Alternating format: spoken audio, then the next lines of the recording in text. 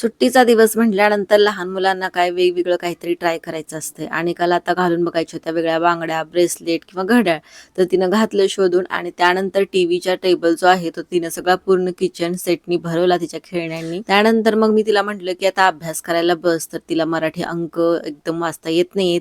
इंग्रजी येतात पण मराठी शिकायचं चालू आहे. त्यामुळे तिला म्हटलं मोठ्याने अंकलिपी घेऊन वाचत बस. आज बेत होता आमचा बटाट्यांचा पराठा. त्यामुळे मग इथं मी बटाट्यांचा पराठा करायला घेतला. ह्याची रेसिपी सुद्धा मी आधी शेअर केलेली आहे. पण काय माहिती पाणी जास्त झालं होतं बहुतेक बटाट्यामध्ये आणि पराठा असा फुटत होता. दिवसभराची कामं तर संपतच नव्हती. कंटाळा आला होता. मग छान गाणी ऐकत मी भांडी वगैरे घासून घेतली. संध्याकाळी बघा माझं हे पार्सल आलं होतं. RGB लाईट होती ही. माझी जी ट्रायपॉड आहे ना तो खराब झालेला आहे. त्यामुळे रिंग लाईट सुद्धा तिथं वापरता येत नाही आणि किचन कट्ट्यावरती मी छोटा ट्रायपॉड वापरते. तर तिथं रेसिपी वगैरे शूट करताना खूप अंधार दिसतो. त्यामुळे मी हे मागवलं होतं. ह्याला छोटीशी केबल वायर दिलेली आहे. आपण हे चार्जिंग करू शकतो आणि ह्याला एक होल्डर सुद्धा मिळालेला आहे, ज्याच्याने आपण मोबाईलवरती हा जो लाईट आहे तो होल्ड करून ठेवू शकतो.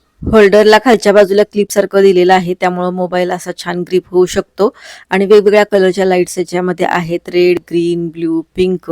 तर आपल्याला एवढ्या सगळ्या लाईट इफेक्ट काय वापरायच्या नाहीयेत. फक्त मला पांढरी लाईट हवी होती जास्त प्रकाश दिसावा म्हणून. तर संध्याकाळी बघा मी शूट करत होते बिना RGB लाईटची. तर असा दिसत होता आणि लाईट वापरल्यानंतर बघा लाईटचा इफेक्ट असा आहे.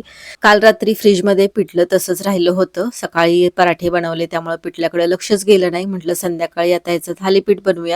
तर ह्याच्यामध्ये कांदा, टोमॅटो, कोथिंबीर बारीक चिरून घातलेली आहे. चवीनुसार मीठ घातलं, थोडंसं तिखट घातलं. त्याच्यामध्ये पळीने 2 चमचे गव्हाचं पीठ, 2 चमचे बाजरीचं पीठ घातलं आणि पाणी घालून अशा पद्धतीनं बॅटर हे पातळ करून घेतलं आणि हाताला पाणी लावून लावून मी तव्यावरती हे पसरवण्याचा प्रयत्न करत होते. पण तवा खूप गरम झाल्यामुळे त्याच्यावरती बनलंच नाही. शेवटी नॉनस्टिकचा तवा काढला आणि त्याच्यावरती छान पसरलं गेलं आणि छान असं थालीपीठ पिठल्याचं बनवून तयार झालं. तर असा होता आजचा रविवारचा दिवस. चला भेटू नेक्स्ट व्हिडिओमध्ये. तोपर्यंत बाय.